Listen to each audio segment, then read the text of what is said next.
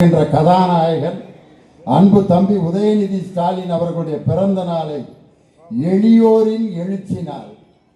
எந்த இடத்துல சாதாரண மக்கள் மகிழ்ச்சியா இருக்காங்களோ அந்த இடத்தில் தான் ஒரு அரசியல் கட்சி சிறப்பாக செயலாற்றி கொண்டிருக்கிறது என்று பொருள். முத்தமிழறிஞர் டாக்டர் கலைஞர் அவர் கண்டுபிடித்த அந்த ஒரு மந்திர சொல், அந்த வார்த்தை எவ்வளவு பேருக்கு வசியப்படுத்தப்பட்ட வார்த்தை, எவ்வளவு பேரை வசீகரம் செய்த வார்த்தை. அந்த ஒரு வார்த்தையை இப்பொழுது சொன்னால் கூட லட்சம் பேர் உணர்ச்சி வசப்பட்டு கைதட்டக்கூடிய வார்த்தை. அதுதான் என் உயிரினும் மேலான அன்பு உடன்பிறப்புகளே. உலகத்தில் இப்படி ஒரு தலைவருக்கு அவர் இறந்த பிறகு அவர் உச்சரித்த வார்த்தையை சொன்னால் கூட கோடிக்கணக்கான பேர் மெய் சிலிர்த்து கைதட்டக்கூடிய ஒரு ஒப்பற்ற தலைவர் முத்தமிழறிஞர் டாக்டர் கலைஞர். அவர் இன்னைக்கு ஒரு 12/12/2025 இன்னைக்கு யாரோட பிறந்த நாள்? சூப்பர் ஸ்டார் ரஜினி சாரோட பிறந்த நாள். அன்னைக்கு எனக்கு தேதி கிடைச்சிருக்கு பாருங்க. ரஜினி சார் தான் கலைஞரை பற்றி ஒரு அருமையான வார்த்தை சொன்னார். சிலருக்கு கடவுளர்களை சிலருக்கு கடவுளை பிடிக்காமல் இருக்கும், பிடிக்கும். ஆனால் ஒரு சிலரை கடவுளுக்கே பிடிக்கும். அது யாரும் அல்ல, முத்தமிழறிஞர் டாக்டர் கலைஞரைத்தான். கடவுளுக்கே ஒருவரை பிடிக்கும் என்றால் அவர் முத்தமிழறிஞர் டாக்டர் கலைஞர். அவர் வாய்ஸிலே சொல்லணும்னா, கடவுளை ஒரு சில பேருக்கு பிடிக்காது, ஆனால் கடவுளுக்கு ஒருத்தரை பிடிக்கும். அது வேற யாரும் இல்லை, முத்தமிழறிஞர் டாக்டர் கலைஞர். அவர் சொன்ன வாக்கியம். அவர் ஒரு தடவை தலைவரை பார்க்க வந்திருக்காரு. முக்கியமான அரசியல் நிகழ்வு நடந்துகிட்டு இருக்க நேரத்தில் ரஜினி தலைவரை கலைஞரை பார்க்க வந்திருக்காரு. பார்த்துட்டு போயிட்டாரு. கோபாலபுரத்துலேருந்து இறங்கி போயிட்டாரு. பத்திரிக்காரங்களாம் வந்து தலைவர்கிட்ட ரஜினி என்ன பேசினாருன்னு கேட்கறதுக்கு இந்த ஒரு மாதிரி கேமராலாம் வச்சுக்கிட்டு மைக்கெல்லாம் வரிசையாக வச்சு, ரஜினிகாந்த் உங்களிடம் என்ன பேசினார் அப்படின்னு கேட்குறாங்க. முக்கியமான விஷயம். அதுக்கு தலைவர் சொன்னார், ரஜினிகாந்த் என்னிடம் தமிழில் பேசினார் அப்படின்னார். பத்திரிகாரங்களா பின்ன என்ன உருதுலையாக பேசியிருப்பாரு? தமிழில் தாங்க பேசியிருப்பாரு. என்ன பேசினார் அப்படின்னு ஒரு பத்திரிகாரர் கேட்குறாரு. தலைவர் இப்படியே பார்த்துட்டு, அவர் சொல்லக்கூடாது, நான் சொல்ல முடியாது அப்படின்னு சொல்ல தலைவர், ரஜினிகாந்த் என்னிடம் என்ன சொன்னார் என்றால் அப்படின்னு எல்லாம் பேப்பர் பேனாவெல்லாம் எடுத்து சொல்ல போறாரா. ரஜினிகாந்த் என்னிடம் என்ன சொன்னார் என்றால், என்னிடம் சொன்னதை யாரிடமும் சொல்ல வேண்டாம் என்று தெரிவித்தார். பத்திரிகாரங்களாம், ஐயா நாங்கள் வாரம்யா. உண்மையிலே இப்படி ஒரு பத்திரிகையாளரை சந்தித்த ஒரு தலைவர் முத்தமிழறிஞர் டாக்டர் கலைஞரை தவிர வேற எந்த தலைவர் இருக்க முடியாது. அதற்கு பிறகு நமது திராவிட மாடல் முதலமைச்சர் அவருடைய பதவி பிரமாணம் செய்த நிலையிலேயே அன்னைக்கே அவர் யாருங்கிறத காமிச்சிட்டார். அன்னைக்கு இருந்த ஆளுநர் அவர் வந்து மேடையில் பதவி பிரமாணம் செஞ்சு வைக்கிறாரு. தலைவர் அந்த மைக்கில் இருக்காரு, ஆளுநர் இந்த மைக். ஆளுநர் ஆரம்பிக்கிறார், ஐ எம்.கே. ஸ்டாலின். தலைவர் என்ன சொல்லியிருக்கானா, எம்.கே. ஸ்டாலின் என்னும் நான் அப்படின்னு தான் சொல்லுவாருன்னா ஆளுநர் எதிர்பார்த்தார். ஆனால் தலைவர் என்ன சொன்னார்னா, முத்துவேல் கருணாநிதி ஸ்டாலின் என்னும் நான் அப்படின்னார். ஆளுநர் என்னடா நம்ம ஒன்று சொல்கிறோம், அவர் 2-3 வார்த்தை சேர்த்து சொல்கிறாரு, என்னடா அது அப்படின்னு முடித்து ஏன்னு கேட்கல. அடுத்து ஆரம்பிச்சிட்டாங்க.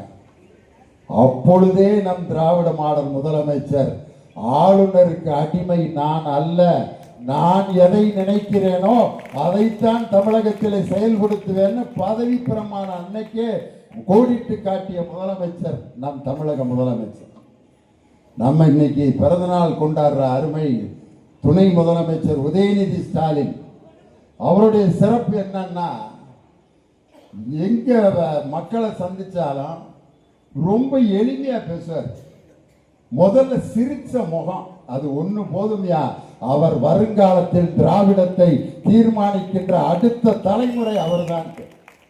ஒரு தலைவருக்கு இருக்கிற ரொம்ப முக்கியமான குவாலிபிகேஷன் சிரிச்ச முகம் தான்.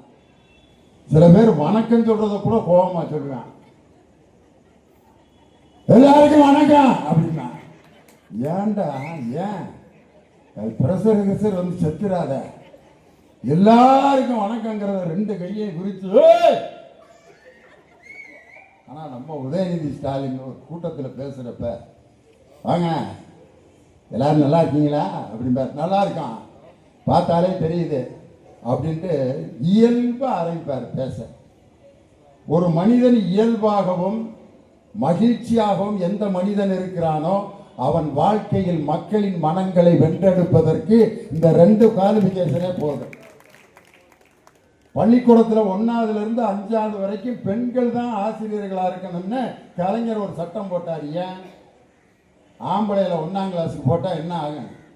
நல்ல கணங்குறன்னு மீச வச்சு ஒரு ஆளு பள்ளிக்கூடத்துக்கு 1ஆம் கிளாஸ் வாத்தியாரு அனில் ஆடுன்னா நான் மாடு மேய்க்காவது போயிடுறேன், உனக்கிட்ட நான் படிக்க முடியாதியா சார், அதெல்லாம் வரக்கூடாதுடா உட்காடுறான்னு சருன்னு வகுப்புலேயே அடிச்சிட்டான்.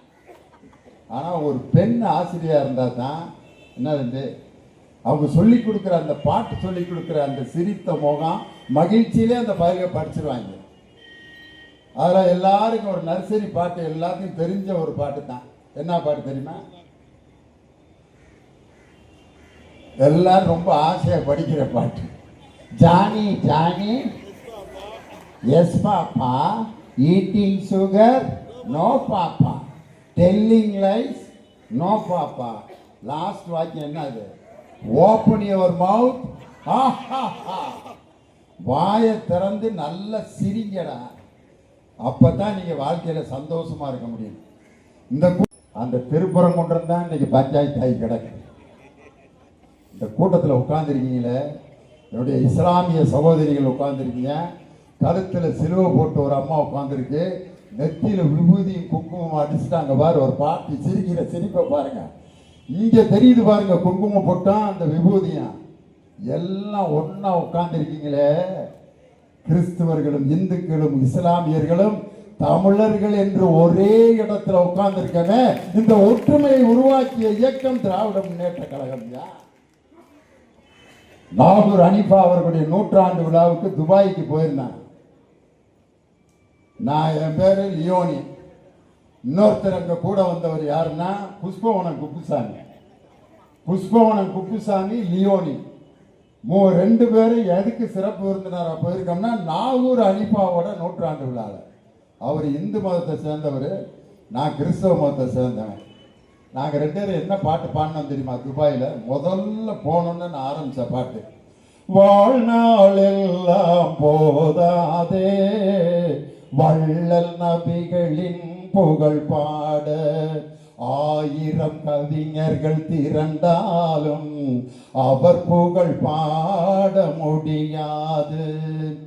வரிசையா நாகூர் அனிஃபாவோட மார்க்க பாட்டா பாடினேன். அல்லாவை நாம் தொழுதால் சுகம் எல்லாமே ஓடி வரும், அந்த வல்லோனை நினைத்திருந்தால் நல்ல வாழ்க்கையும் தேடி வரும். அடுத்து ஒரு பாட்டு, இறைவனிடம் கையில். ஆன்மீகமும் மதத்தை அடிப்படையாக வைக்கப்பட்டுள்ளது அல்ல, மனதின் அடிப்படையில் வைக்கப்பட்டதுதான் ஆன்மீகம். மனசு சுத்தமா இருந்தா எல்லா கடவுளும் ஒண்ணுதான் ஐயா. சிவபெருமான கும்பிடுறவங்க 3 கோடு போட்டு விபூதி அடிப்பாங்க. ஒவ்வொன்றுக்கும் ஒரு காரணம் வச்சிருப்பாங்க. முதல் கோடு, 2வது கோடு, 3வது கோடு, நடுவுல குங்குமம். பெருமாளை கும்பிடுறவங்க இப்படி 3 கோடு போடுவாங்க, 2 ஒயிட்டு, நடுவுல 2 ராமம். அதே மாதிரி கிறிஸ்தவர்கள் பிதா சுதன் பரிசுத்தாவி 3 தான். பிதா சுதன் பரிசுத்தாவி அந்தோனியார் ஆரோக்கியமாக தான் எல்லாம் அப்படியே போயிட்டுக்கிட்டே இருக்குல்ல, 3 தான். The name of the father and of the son and of the holy spirit. இஸ்லாமியர்கள் பிஸ்மில்லா இர்ரஹ்மான் இர்ரஹீம், அதுக்கு ஒரு நம்பர் இஸ்லாமியர்கள் சொல்லுவாங்க 786. அந்த நம்பர் 3ஐயும் கூட்டுங்க, 8 7 15 15 6 21 2 1 கூட்டுங்க 3ஆம் நம்பர்ல முடியுது. 3 மதத்திலும் இந்த 3 என்கிற எண் ஒன்றாக இருக்கிறது என்று சொன்னால் எல்லாம் ஓரிடத்திலிருந்து பிறந்தவர்கள் தான். இடையில் ஏற்படுத்தி கொண்ட மார்க்கண்டாயா மதம் ஒரு தீபத்தை எங்கே ஏற்றினாலும் அதனுடைய நிறமோ அதனுடைய தன்மையோ மாற்றப்படுமா? வீட்டுக்குள்ள ஒரு சின்ன குத்து விளக்கு ஏற்றினாலும் அந்த தீபம் மேல் நோக்கி தான் எரியும். அதே மாதிரி ஒரு பெரிய தீப்பந்தத்தை அப்படி பிடிச்சாலும் அந்த தீபம் மேல் நோக்கி தான் எரியும். ஆனா ஒரு சர்வேக்கல்ல ஏற்றினாலும் சரி, விளக்கு தூணில் ஏற்றினாலும் தீபம் தன்னுடைய நிலையை மாற்றிக்கொள்வதில்லை. தீபத்தின் பெயரால் மக்களை பிரிக்கின்ற அந்த பாஜகவின் சூழ்ச்சியை திருப்பரங்குன்றத்திலே முறியடித்தார்கள். அதைத்தான் இன்னைக்கு சொல்றோம். பாராளுமன்றத்தில் பார்த்தீங்கன்னா நம்ம ஒன்றிய பிரதமர் ஐயா இருக்காரு நரேந்திர மோடி. ஆஹா, சிவாஜி கணேசனுக்கு முன்னாடியே நடிக்க வந்திருந்தாருன்னா அவருக்கு தான் செவாலிய விருது, நடிகர் திலக விருது கொடுத்துருப்பாங்க. எங்க போறோமோ அதுக்கு தகுந்த மாதிரி பேசிடுறாங்க. தமிழ்நாட்டுக்கு வந்தாருன்னா அகிர முதல எழுத்தெல்லாம் ஆதி பகவான் முதுற்று உழுகு அப்படின்பாரு. நம்ம ஆளுங்க ஐயா திருக்குறள் தான் சொல்றாரா, தமிழை நேசிக்கிறாரா அப்படின்னு சொல்லுவான். தமிழ் வளர்ச்சிக்கு நிதியை கூடியான்னா சமஸ்கிருதத்துக்கு 2000 கோடி, தமிழ் மொழிக்கு 75 கோடி. அகிர முத்துல எழுத்தான்னு சொல்றீங்களே, எங்களுக்கு ஒரு 1000 கோடி தமிழ் வளர்ச்சி கொடுக்க வேண்டியதானே? அது நாங்கள் மேடையில் சொல்லுவோம், ஆனால் இது மட்டும் கொடுக்க மாட்டோம். எப்படி அதை ஏற்றுக்கிறது? பாராளுமன்றத்தில் பார்த்தீங்கன்னா வந்தே மாதரம்ங்கிற பாட்டு ஆரம்பித்து 150 வருஷத்தை கொண்டாடுறாராம். அப்போ சொல்கிறப்ப நரேந்திர மோடி ஐயா சொல்கிறாரு, Bharathi I quote poem of Bharathi தாயன் மணிக்கொடை பரேர் அது தந்து பணிந்து பிறந்திட வரேர் அப்படின்னார். தாயின் மணிக்கொடி பாரீர் அதை தாழ்ந்து பணிந்து புகழ்ந்திட வாரீர். பாராளுமன்றத்தில் இந்தியில் எழுதி கொடுக்குறாங்க. தாயின் மணிக்கொடி பரேர் அதை தாழ்ந்து பணிந்திட வரேர். எதுக்கு பாராளுமன்றத்தில் இப்ப பாரதியார் பாட்டு? தமிழ்நாட்டில் எலெக்ஷன் வரப்போகுது. வந்தே மாதரங்கிற பாட்டை எதுக்கு பாராளுமன்றத்தில் சொல்றீங்க?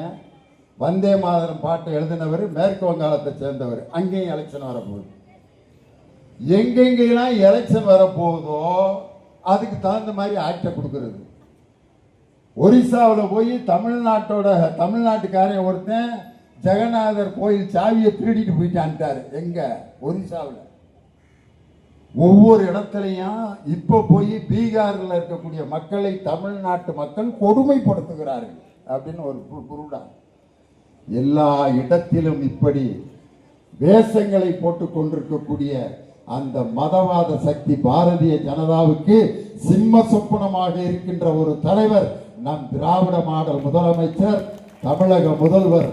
அதற்கு துணையாக இருந்து கொண்டிருப்பவர் நம் உதயநிதி ஸ்டாலின். அவர் முதல்ல அரசியலுக்குள்ள எப்படி வந்தார்? மார்ச் 1ஆம் தேதி நம் தலைவருடைய பிறந்த நாளுக்கு ஒவ்வொரு இடத்துலையும் கொடியேற்ற அவரை கூப்பிட்டாங்க.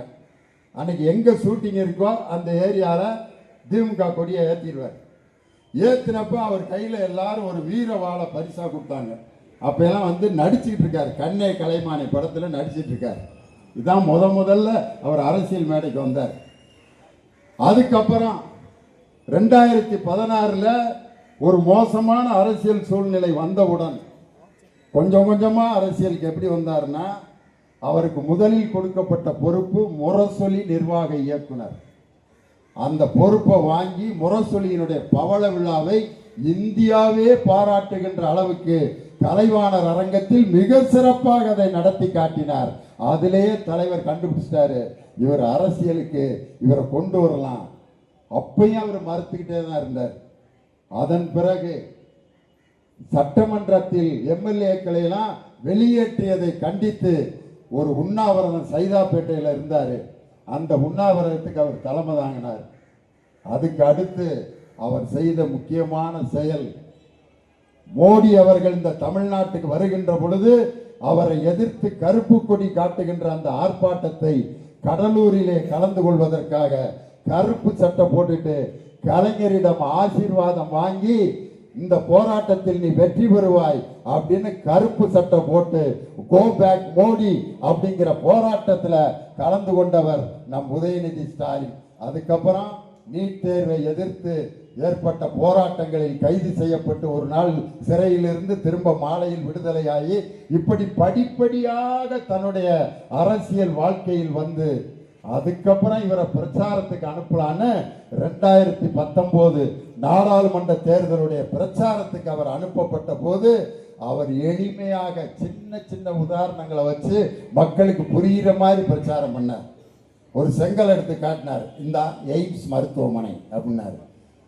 ஏன்னா இது மட்டும்தான் இன்னைக்கு அங்க இருக்கு அப்படின்னா மக்கள் ஈஸியா புரிஞ்சுக்கிட்டாங்க. எய்ம்ஸ் மருத்துவமனைங்கிறத இன்னும் கட்டவே இல்லை, வெறும் செங்கல் தான் இருக்குன்ட்டு ஒரே ஒரு செங்கல். அதே மாதிரி அவர் பயன்படுத்தின ஒரு முட்டையை எடுத்து காமிச்சார். எப்படி காமிச்சார்? இது என்னன்னு தெரியுதா அப்படின்னாரு. முட்டை இது உள்ளுக்க என்ன இருக்கு? மஞ்சக்கரு வெள்ளைக்கருன்னாரு. உடைச்சாரு, உள்ள ஒண்ணுமே இல்லை. ஆனா நீங்க கரு இருக்குன்னு நினைக்கிறீங்க, ஆனா உள்ள ஒண்ணுமே இல்லை. இது வேற யாரும் இல்லை, எடப்பாடி பழனிசாமி தான். ஒன்றுமில்லாத ஒரு முட்டை அப்படிங்கிறத இப்படி காமிச்சு மக்கள்கிட்ட சொன்ன உடனே அந்த கட்சி இன்னைக்கு ஒன்றுமில்லாமல் போய்விட்டதுங்கிறத ஒரு சின்ன ஒரு பொருளை எடுத்து காமிச்ச உதாரணம். வாத்தியார்னா அப்படித்தான் பாடம் நடத்தினான். ஆக்சிஜன்னா குளிர்ச்சியா இருக்கும், கார்பன் டை ஆக்சைடுனா வெப்பமா இருக்கும். வாத்தியாரு குளிர்ச்சினா எப்படி சார் இருக்கான் அப்படின்னா, குளிர்ச்சினா குளிர்றா, வெப்பம்னா வெப்பம்டா. ஒரு நல்ல வாத்தியார் எப்படி சொல்லணும்? உங்களுக்கே இப்போ நான் ஆக்சிஜன் எப்படி இருக்கான், கார்பன் டை ஆக்சைடு எப்படி இருக்குன்னு சொல்லவா? வாய் அப்படி ஊ மாதிரி வச்சு அப்படின்னு உறிஞ்சுங்க, வாய் குளிர்ச்சியா இருக்கும். அப்படியே வாயை ஊதுங்க, வாய் வெப்பமா இருக்கும். உள்ளே செல்லும் காற்று ஆக்சிஜன், அதனால தான் குளிர்ச்சியா இருக்கு. வெளியே வரும் காற்று கார்பன் டை ஆக்சைடு, அதனால தான் வெப்பமா இருக்கு. இப்படி ஒரு சின்ன உதாரணத்தில் யார் சரியா நடத்துறானோ அவன் தான் நல்ல வாத்தியாரு. அதை விட்டுவிட்டு இன்னைக்கு வேற எந்த கட்சிக்காவது இப்படி ஒரு கொடுமை இருக்கா? ஒவ்வொரு கட்சியிலையும் ஒரு பத்திரிகையில யார் அப்படிங்கிறத சூசகமா எழுதுவாங்க. சில பத்திரிகையிலாம் உடன்பிறப்புகள் அங்கே பல பேர் காத்திருந்தார்கள் அப்படின்னா யாரு? உடன்பிறப்புகள்னா யாரு? எந்த கட்சி? திமுக. ரத்தத்தின் ரத்தங்கள் அங்கே கூட்டமாக நின்று கொண்டிருந்தார்கள். ரத்தத்தின் ரத்தம்னா யாரு? அதிமுக. தோழர்கள் அங்கே சிவப்பு கொடியுடன் நின்று கொண்டிருந்தார்கள். யாரு? கம்யூனிஸ்டுக்காரங்க. கட்சி பேரையே சொல்லாம இதை சொன்னாலே கட்சி தெரிஞ்சிடும். உடன்பிறப்புகள் என்றால் திமுக, ரத்தத்தின் ரத்தம் என்றால் அதிமுக, தோழர்கள் என்றால் கம்யூனிஸ்ட், தம்பிகள்னா அந்த குரூப்பு, சிறுத்தைகள்னா நமது தொல் திருமா அவர்களுடைய கட்சி. இப்படி ஒவ்வொரு கட்சிக்கும் ஒவ்வொரு அடையாளம் இருக்கு. ஆனா சங்கிகள் அப்படின்னு சொல்லி ஒரு கட்சிக்கு அடையாளம் வாங்கின ஒரே கட்சி பாஜக. சங்கிகள் அங்கே நின்று கொண்டிருந்தார்கள் அப்படின்னா யாரு? பாஜக. இன்னும் ஒண்ணு சொல்றேன் நான், தற்குறிகள் அங்கே சரியாக ஒரு பெரிய கூட்டம் நின்று கொண்டிருந்தது. நான் யாரையுமே சொல்ல, நான் யாரையா சொன்னா எந்த கட்சியவாது சொன்னா, தற்குறிகள் இந்த கூட்டம் அங்கே வேகமாக சென்று கொண்டிருந்ததுன்னு நீங்களே கண்டுபிடிச்சிட்டீங்க.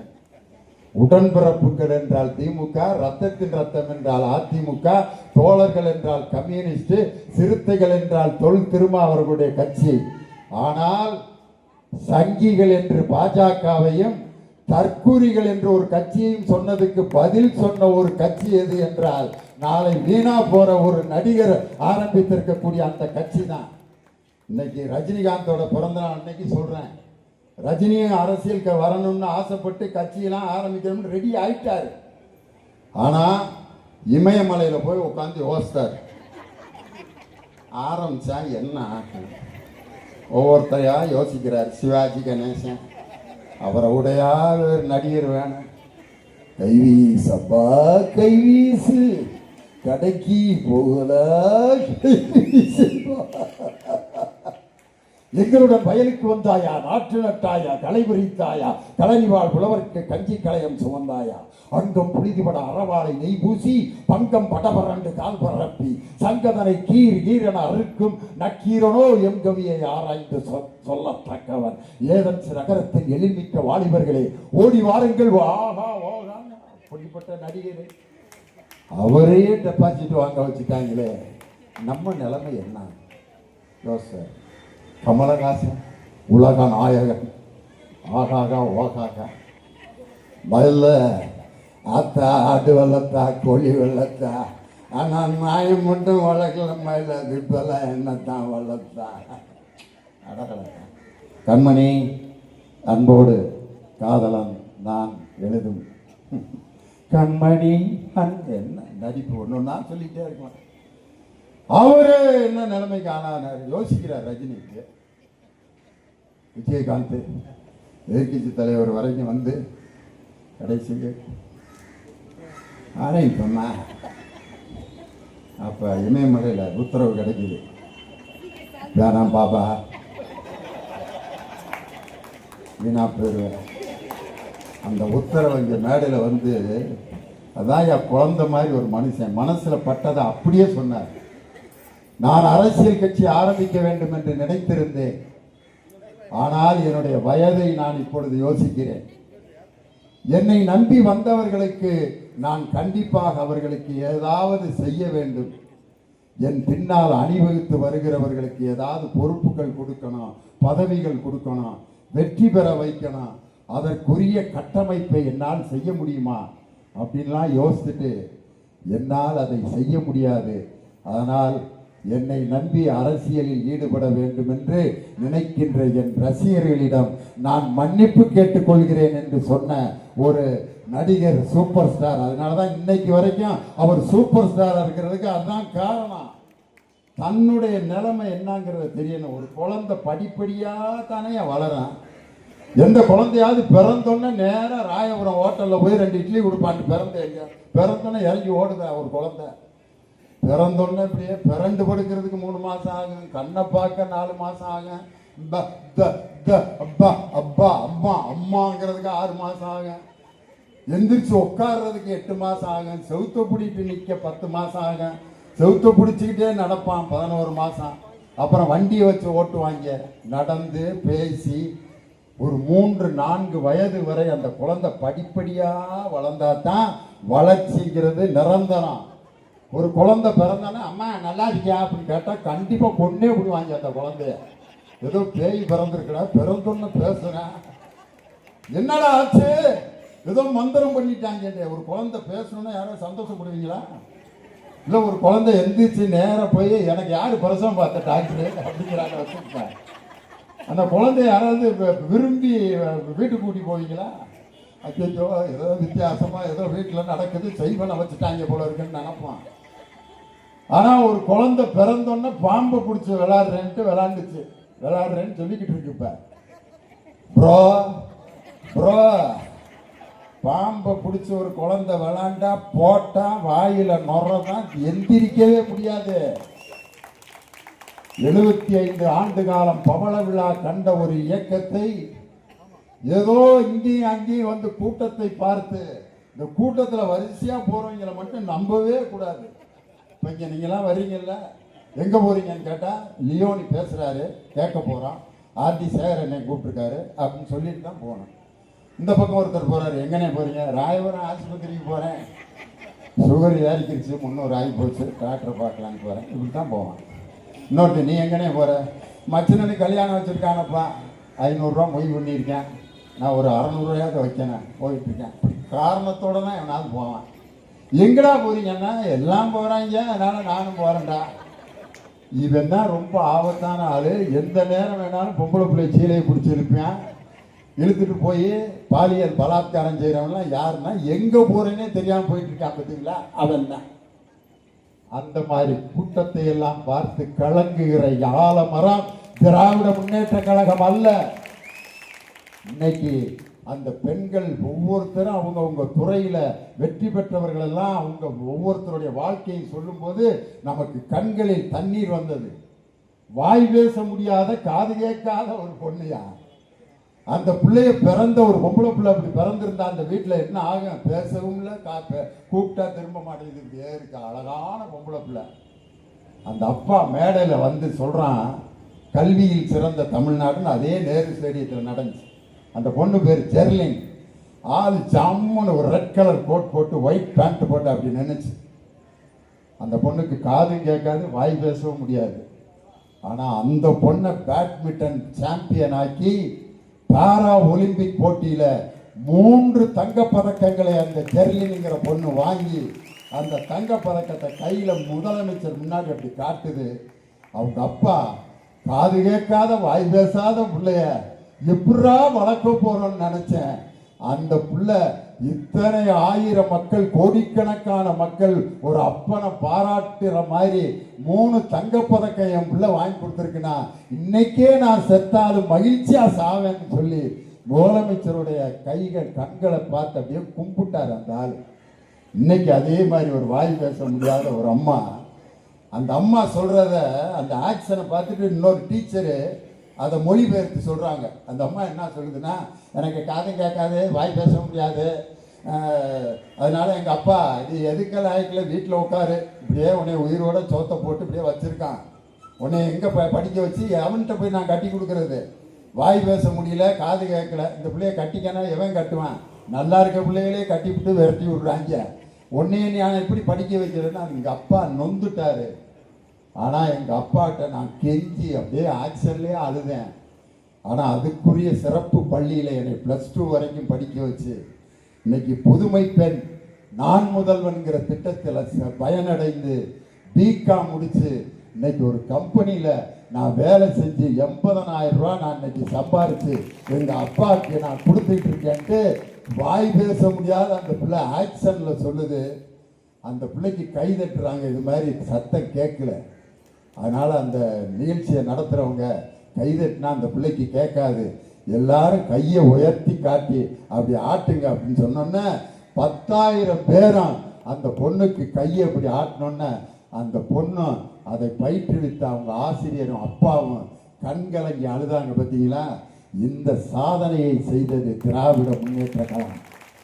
பொதுக்குழுவில் எடப்பாடி பழனிசாமி பேசுறாரு, 4 ஆண்டுகள் ஸ்டாலின் அவர்கள் ஒன்றுமே செய்யவில்லை. பேப்பர்லாம் படிப்பியா இல்லையா? ஐயா படிப்பீங்களா இல்லையா? பாட்டுக்கு வந்துருச்சு. மாண்புமிகு எதிர்கட்சி தலைவர் அவர்களே, பேப்பர்லாம் வாசிப்பீங்களா இல்லையா? இந்த செய்தியெல்லாம் பார்க்குறீங்களா டிவியில? தோழிங்கிற உழைக்கும் பெண்களுக்கான விடுதி, அன்பு சோலையின் முதியோர்களுக்கான திட்டம், அதே மாதிரி இன்னொரு ஒரே ஒரு திட்டத்தை மட்டும் சொல்லிடுறேன், மக்களை தேடி மருத்துவம். அதுல பயனடைஞ்ச ஒரு அம்மா சொல்லுது, வலது பக்கம் பூரா அப்படியே கண்ணங்க கருப்பா இருக்காங்க அந்த அம்மா, வலது பக்கம் உடம்பு பூரா அப்படியே அசைவில்லாம 6 மாசமா படுத்திருந்தாங்க. அப்ப விசிட்டுக்கு வந்தவங்க என்னம்மா அப்படின்னா, எனக்கு பக்கவாதம் வந்துருச்சு அப்படின்னு சொன்னோன்னே மக்களை தேடி மருத்துவம் திட்டத்தில் அந்த பெண் சேர்ந்து அந்த பெண்ணுக்கு முறையாக சிகிச்சை கொடுத்து இன்னைக்கு அருமையாக படியேறி வந்து இன்னைக்கு நான் உயிரோட இந்த நேரு ஸ்டேடியத்தில் இருக்கிறதுக்கு காரணம் ஐயா முதல்வர் ஐயாவோட அந்த மக்களை தேடி மருத்துவம் தான். அதில் இதுவரைக்கும் 2.5 கோடி பேர் பெண்கள் இது பயனடைஞ்சிருக்காங்க. அதில் 1.5 கோடி பேர் பெண்களாம். ஏன்னா பெண்களுக்கு தொற்று நோய் தொற்றுக்கூடிய நோய்னா கண்டுபிடிச்சிடலாம். மெட்ராஸ் ஐனா ஒருத்தனுக்கு வந்தோன்னே தம்பி நல்லா இருக்கியான்னு அடுத்து நம்மளுக்கு வந்துடும்.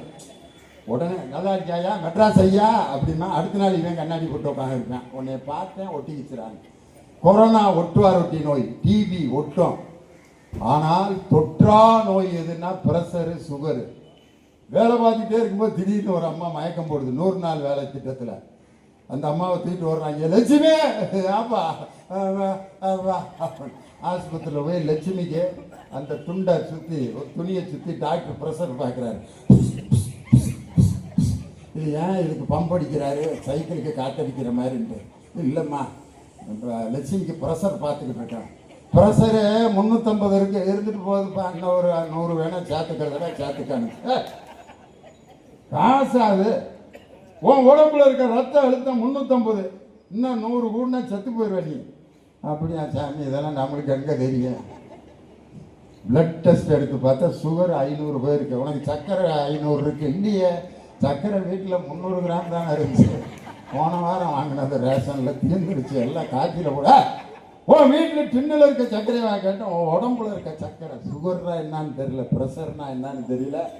அவங்களுக்கு கண்டுபிடிச்சு 2.5 கோடி பேர் இன்னைக்கு பயன்பெற்று ஐநா சபையினுடைய விருது தமிழ்நாடு அரசுக்கு கிடைச்சிருக்கு. மாண்புமிகு எதிர்க்கட்சி தலைவருக்கு இதெல்லாம் தெரியுமா தெரியாதா? அதில் CV சண்முகம்னு முன்னாள் சட்டத்துறை அமைச்சர் பேசுகிறார். எப்படி பேசினாருன்னு அவர் மாதிரியே பேசி காட்டவா?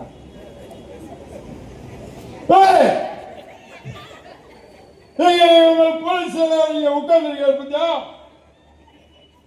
இந்த கட்சியை எந்த கொம்பனாலும் அசைக்க முடியாதா?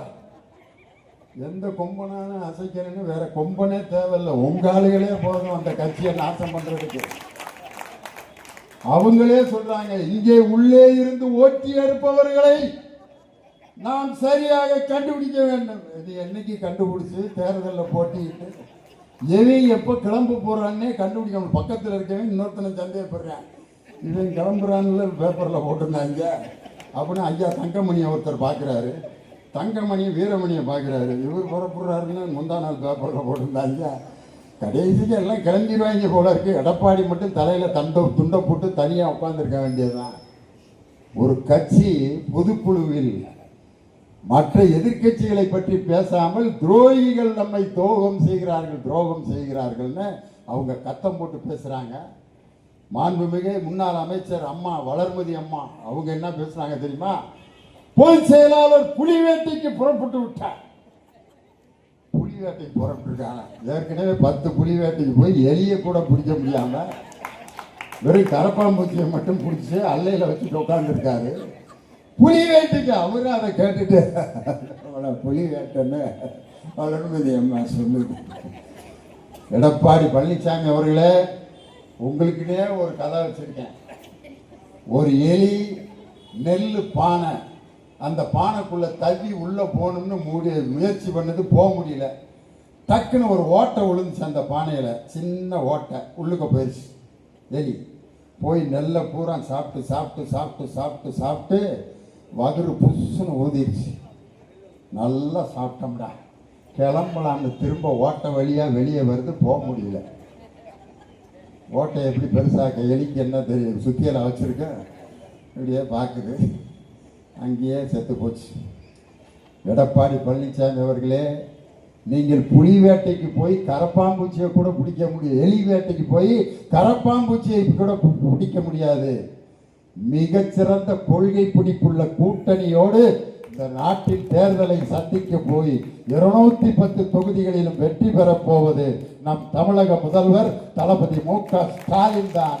அவர்களுக்கு இடையில் நெருப்போடு போர் தொடுக்க வந்த வெட்டில் பூச்சிகள் காணாமல் போய்விடுவார்கள்.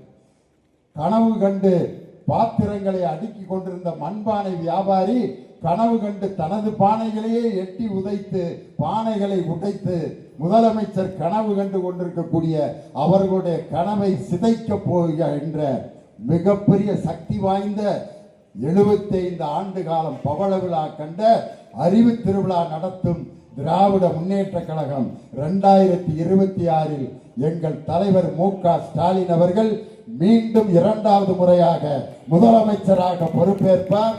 2026 ஆகஸ்ட் 15 அன்று சென்னை கோட்டையிலே மீண்டும் கொடியேற்ற போவது நம் தலைவர் மு.க.ஸ்டாலின் தான் என்று சொல்லி உங்களிடமிருந்து விடைபெறுகிறேன். நன்றி, வணக்கம்.